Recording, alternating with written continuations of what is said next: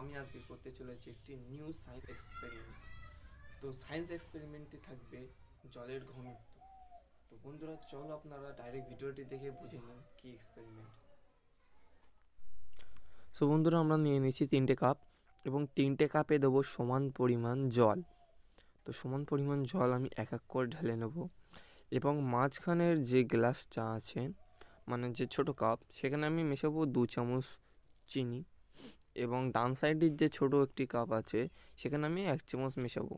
এটাই আপনি বড় আকারে করবেন 6:3, তাহলে আপনার মানে 3টে রঙই ভালো করে ভাসমান হবে।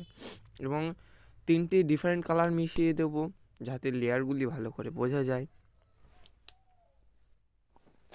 এবং সবগুলোকে ভালো করে গুলতে হবে। আমি এটি টাইমল্যাপস মোডে নিয়ে গুলে নিয়েছি, অনেকক্ষণ সময় লেগেছে অ্যাকচুয়ালি।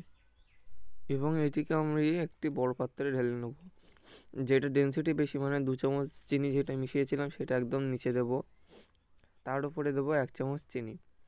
এর চিনির পরিমাণটি কম হয়ে গেছিলো বলে কোনো চেঞ্জ দেখা যায়নি, লাল কালারটার সাথে মিশে গিয়েছে। এবং 3 চামচ চিনি হয়ে গেছে 3:1 অনুপাতে।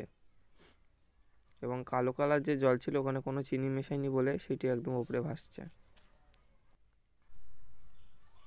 এই এক্সপেরিমেন্টটি আপনারা বাড়িতেও ট্রাই করতে পারেন বিভিন্ন অনুপাতে, বিভিন্ন কালারে।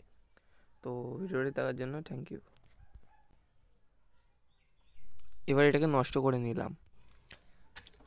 Like, subscribe,